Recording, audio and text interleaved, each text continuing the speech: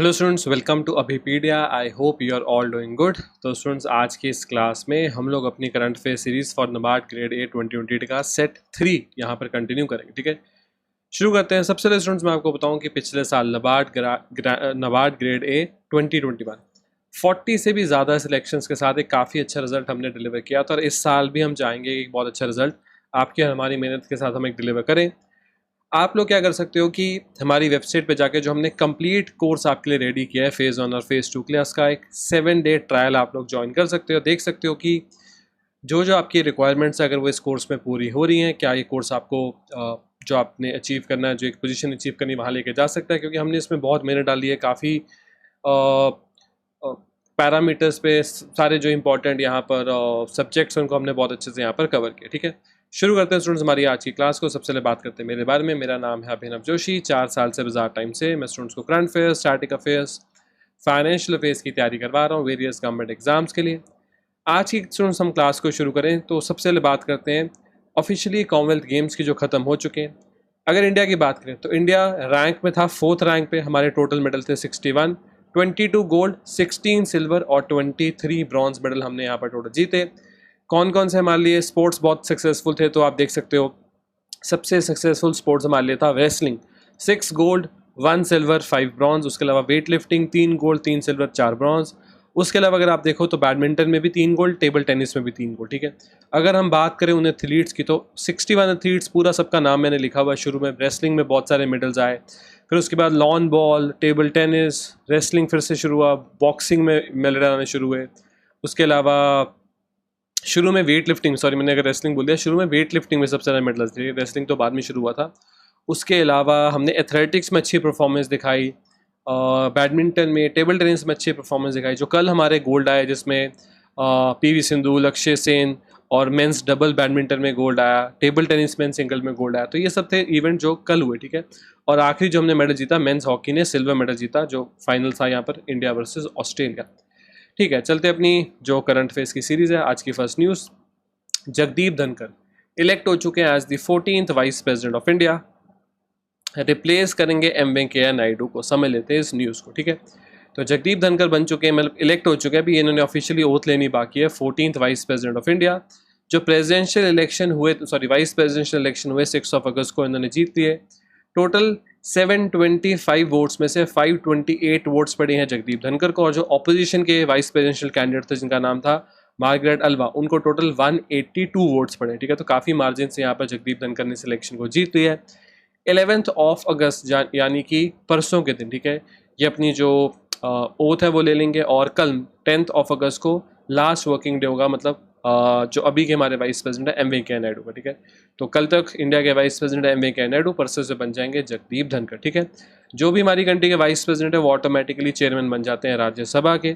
इससे पहले Jagdeep Dhankhar former governor रह चुके हैं वेस्ट बंगाल स्टेट के, और इन्होंने जुलाई 2019 से जुलाई 2022 तक सर्व किया as the governor of West Bengal. तो Jagdeep Dhankhar former governor of West Bengal, और अब इलेक्ट हो चुके हैं as 14th vice president. As है इनकी 71 की। हाँ, इनकी होम स्टेट है राजस्थान। तो यहाँ पर आपसे क्वेश्चन पूछा जा सकता है कि जगदीप धनखड़ इंडिया के कौन से वे प्रेसिडेंट, इस तरह से आपसे यहाँ पर बिल्कुल क्वेश्चन पूछा जा सकता है। तो आपने ध्यान रखना है 14th वाइस प्रेसिडेंट है इंडिया के जगदीप धनखड़। ठीक है, नेक्स्ट यहाँ पर न्यूज़ है, इंडिया ने 10 और रामसर साइट्स, जिनको वेटलैंड्स ऑफ इंटरनेशनल इंपॉर्टेंस भी बोला जाता है, तो इंडिया ने और 10 रामसर साइट्स ऐड कर ली हैं।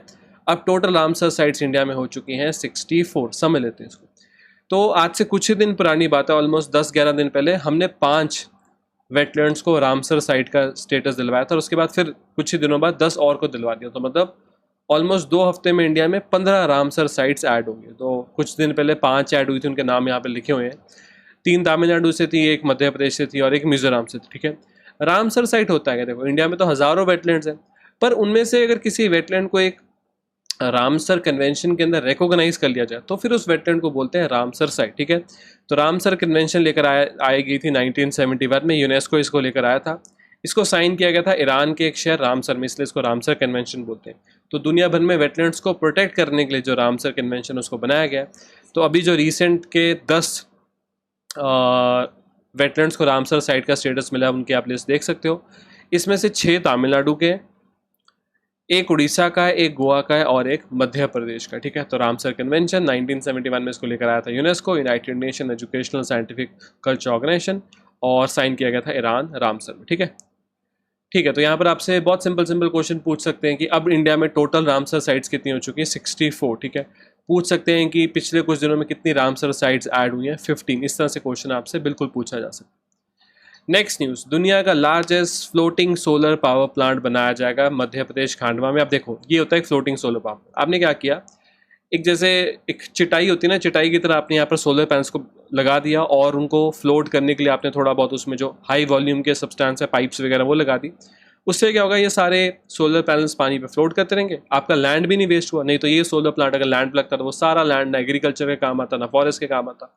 अब ये जो सोलर पैनल्स हैं, ये जैसे इन पे सनरेज पड़ेंगे, बिजली भी बनाते रहेंगे, आपको बिजली भी मिलती रहेगी और लैंड भी नहीं वेस्ट हुआ। ये फायदा होता है फ्लोटिंग सोलर पावर प्लांट का, ठीक है। और एक छोटी और चीज़ भी है कि यहाँ पर ये जो सोलर प्लांट है, इसके नीचे जो पानी है, ठीक है, उसकी इवेपोरेशन भी कम होगी, तो आपका लेक में पानी भी ज़्यादा देर तक बचा रहेगा, ये भी एक फ़ायदा है, ठीक है। तो दुनिया का largest floating solar power plant बनाया जाएगा मध्य प्रदेश खांडवा में। 600 मेगावाट से ज़्यादा की बिजली की प्रोडक्शन यहाँ से करवाई जाएगी। 3000 करोड़ के आसपास की इसको बनाने की कॉस्ट है। आपको पता है हम लोग रिन्यूएबल एनर्जी की तरफ काफ़ी शिफ्ट हो रहे हैं।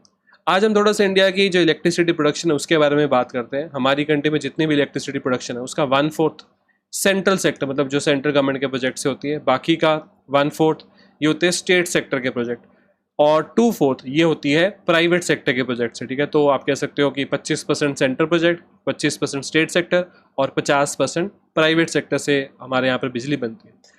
अब अगर बात करें 100% बिजली में से कोयले से कितनी बिजली बन रही है, ऑलमोस्ट 50.7%। लिग्नाइट जो कोल की एक फॉर्म होती है, ऑलमोस्ट 1.6%। गैस, नेचुरल गैस को कितनी बिजली बनाने के लिए यूज़ किया जाता है, 6.2%। डीजल ये भी एक छोटा सा हिस्सा है, 0.1%।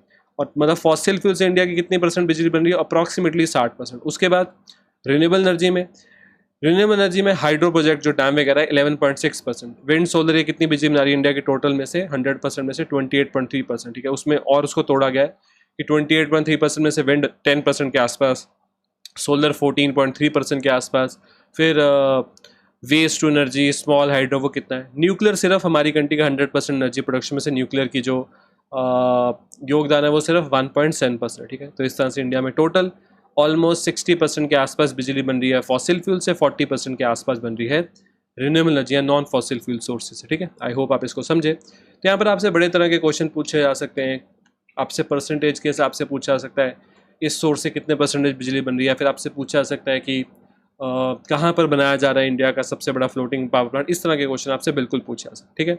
चलो अब हम शिफ्ट करते हैं अपने क्वेश्चन पे। आज का पहला क्वेश्चन, एक बहुत ही फेमस लेक है इंडिया में, वुलर लेक, ठीक है, इसको वुलार लेक भी बोलते हैं।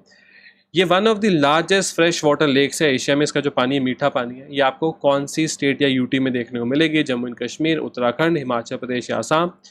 इसका बिल्कुल सही आंसर है, ये है Jammu and Kashmir union territory में। तो वुलर लेक, इसका एरिया बताया गया है 189 स्क्वायर किलोमीटर के एरिया में फैली हुई है, और इसको जो पानी का फ्लो आ रहा है वो झेलम नदी से आ रहा है। अगर आप ये Jammu and Kashmir union territory को चेक करो तो यहाँ पर ये जो Jammu and Kashmir union territory है उसमें आपको थोड़ा ये LOC लाइन ऑफ कंट्रोल के पास में आपको ये वुलर लेक देखने को मिल जाएगी, ठीक है। सेकेंड क्वेश्चन है, लार्जेस्ट नेशनल पार्क एरिया के हिसाब से इंडिया का लार्जेस्ट नेशनल पार्क कौन सा है? Desert national park, Hemis national park, Gangotri national park या सिमलीपाल नेशनल पार्क? तो इंडिया का जो स्टूडेंट सबसे लार्जेस्ट नेशनल पार्क है इन टर्म्स ऑफ एरिया वो है हेमिस नेशनल पार्क। कहाँ पर है? लद्दाख में। कितने एरिया में फैला हुआ है? 4400 स्क्वायर किलोमीटर। बहुत फेमस है। स्नो लेपर्ड ये जो स्पीशी है ना, ये दुनिया में बहुत रेयर पाई जाती है, और इस नेशनल पार्क में आपको, हेमिस नेशनल पार्क में, स्नो लेपर्ड स्पीशी देखने को मिल जाएगी, ठीक है। नेक्स्ट क्वेश्चन, हर साल 8 अगस्त को किस डे को इंडिया में ऑब्जर्व किया जाता है? Renewable energy day, martyrs day, quit India day या सद्भावना दिवस? तो आपको पता है कल ही थी 8 अगस्त, और हर साल 8 अगस्त को याद किया जाता है क्विट इंडिया डे को, ठीक है। क्योंकि क्विट इंडिया मूवमेंट को जो महात्मा गांधी ने शुरू किया था वो किया था एग्जैक्टली 8 अगस्त 1942 वर्ल्ड वॉर 2 के दौरान, और इस मूवमेंट ने एक बहुत इंपॉर्टेंट रोल निभाया था इंडिया की जो इंडिपेंडेंस को लेकर फाइट थी उसमें, ठीक है। काफ़ी इंपॉर्टेंट मूवमेंट थी क्विट इंडिया मूवमेंट। अगला question, recently monetary policy committee की मीटिंग हुई, उस मीटिंग के बाद RBI के जो गवर्नर है शक्तिकांत दास, उन्होंने बहुत सारी बातें बताई कि कैसे कंट्री में repo rate, reverse repo rate कम ज़्यादा किया जाएगा। वैसे तो रेपो रेट बढ़ा दिया गया है। फिर उन्होंने बात करी कि इकॉनमी कैसे चलेगी, और फिर उन्होंने बताया कि आरबीआई के हिसाब से इंडिया की जीडीपी ग्रोथ रेट क्या रहने वाली है फाइनेंशियल ईयर 2022-23 में।